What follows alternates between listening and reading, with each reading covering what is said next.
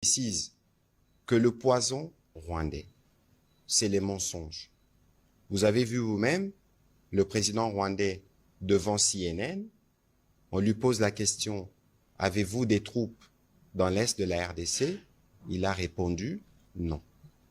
Et le monde entier a compris que c'était les premiers menteurs. Parce que c'est l'empire du mensonge. Première chose. Deuxième chose, quand vous suivez le faux narratif de dire en RDC, on fait la chasse aux Tutsis, nous devons faire la chasse aux FDLR. Dites-moi, les FDLR, ils sont à Goma? Ils sont à Bukavu? Ici, en République démocratique du Congo, nous sommes 26 égale 1.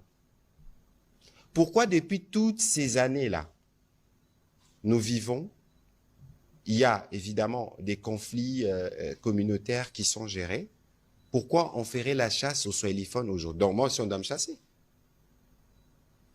parce que je le suis en partie. Alors ça, c'est du poison rwandais.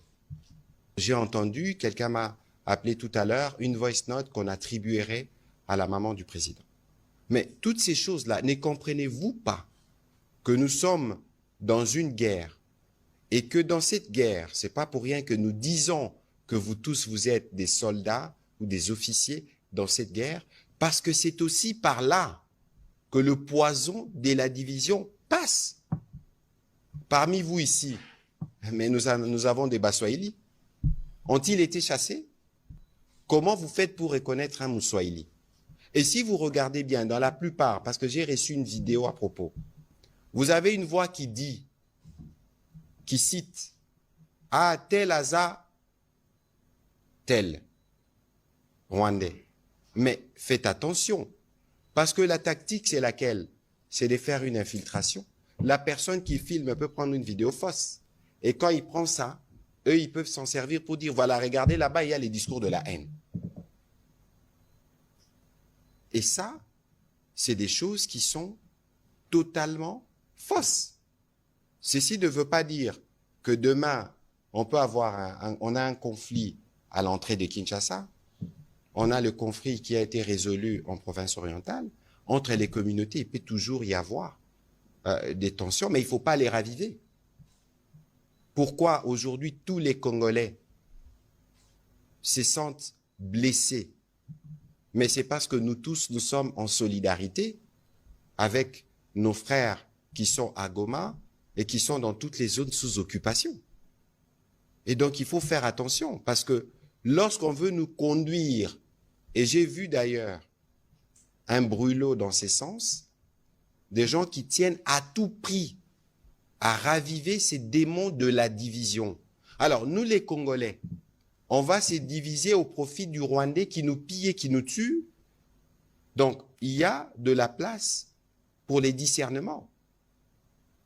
Tous ceux qui sont morts à Goma, il y a 5000 corps qui ont déjà été enterrés. Des avenirs gâchés, de jeunes enrôlés, des forces, des bébés tués, des camps des déplacés saccagés. Mais toutes ces horreurs-là, comment ne pas y mettre fin? Si nous voulons y mettre fin, nous devons être unis. Si nous devons y mettre fin, nous devons bannir les démons de la division. En février 2025, lors d'une intervention poignante du Conseil de sécurité de l'ONU, la ministre des Affaires étrangères de la République démocratique du Congo, Thérèse Koikamba, a dénoncé avec une énergie palpable la violence aveugle qui s'abat sur l'est du pays, notamment à Goma et Bukavu. Un message direct sans détour qu'elle a adressé au monde entier. Les Rwandais préparent un carnage dans l'est de la RDC. En quelques mots, elle a mis en lumière le quotidien insupportable de millions de Congolais qui se battent pour leur survie face à un ennemi, le Rwanda, qui semble sans pitié. Vous êtes sur IADEMA Télévision, bonjour et bienvenue. N'oubliez pas de vous abonner, d'activer la cloche de notification, de partager le lien tout en invitant vos proches à rejoindre la grande communauté IADEMA Télévision. Ce n'est pas la première fois que la RDC se retrouve confrontée à l'agression rwandaise. Malheureusement, ce ne serait probablement pas la dernière. Depuis plus de 3 décennies, les tensions entre la RDC et le Rwanda, particulièrement dans la région de l'Est, n'ont cessé transformé en un cycle sans fin de violence et de souffrance. La génocide rwandais de 1994, qui avait des centaines de milliers de Tutsis tués par les extrémistes Hutus, est l'événement clé qui a mis le feu aux poudres. Après ces drames, de millions de réfugiés Hutus se sont installés dans l'est de la RDC, donnant naissance à un contexte explosif. Le Rwanda a toujours été accusé de soutenir des groupes armés rebelles tels que les M23 opérant dans l'est du pays. Ces rebelles, issus en grande partie des anciens soldats du génocidaire FDLR, ont pour mission de s'aimer la terreur, de piller et de tuer, tout en profitant des ressources naturelles abondantes de la région. Les accusations de soutien du Rwanda à ces milices se sont intensifiées au fil des années, chaque offensive de M23 marquée par des atrocités de plus en plus terribles et horribles. Les récentes déclarations de la ministre Thérèse Koikamba font écho à des réalités terribles vécues par de milliers de Congolais. En seulement 48 heures, 4000 morts ont été enregistrés à Goma, une ville stratégique du Nord Kivu située aux abords du lac Kivu. La guerre ne parle ni les enfants, ni les femmes, ni les hommes. Les scènes qui se déroulent ici sont dignes de pires atrocités, pillages, exécutions sommaires, massacres sans justification et des déplacements massifs de populations qui fuient cette violence avec. Les appels au cessez-le-feu se multiplient, mais en réponse, la violence se poursuit.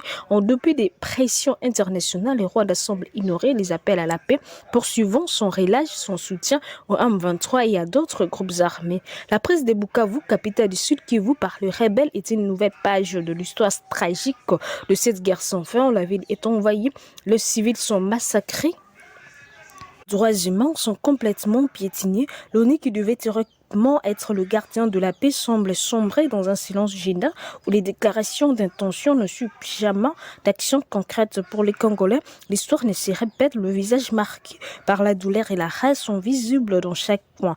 De rire à chaque coin du pays, c'est un peuple qui pleure ses morts et son désespoir. Un peuple épuisé par une guerre qui semble ne jamais prendre fin. La ministre Kaikwamba elle-même a dénoncé cette situation de manière poignante. Les conseils de sécurité ne peuvent pas se contenter de rester silencieux face à ces drames. Il ne peut pas se cacher derrière de déclarations. Elle dénonce également un double langage international où la violence est tolérée sous prétexte des solutions africaines. Le peuple congolais en particulier, c'est de l'Est du pays, vit dans une tension constante entre peur et colère. Combien de familles ont perdu des êtres chers dans des attaques soudaines? Combien de mères ont vu leurs enfants mourir sous les balles, victimes d'une guerre qui ne se...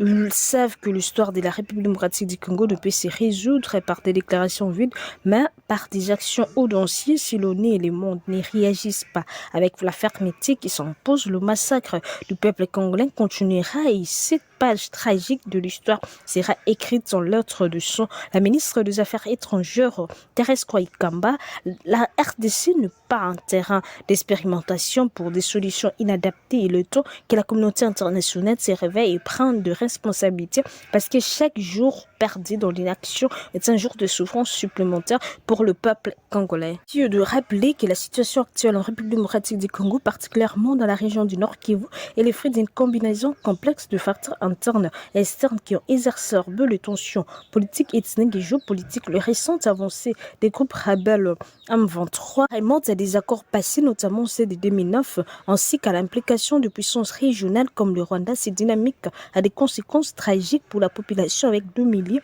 de morts et de déplacés. Les accords de 2009 signés à Goma ont été présentés comme une tentative de résoudre les tensions entre le gouvernement congolais et les groupes rebelles actifs dans l'est de la RDC. Les accords prévoyaient une démobilisation et une réintégration des groupes armés, mais leur mise en œuvre a été partielle et marquée par des désaccords politiques et des abus de pouvoir.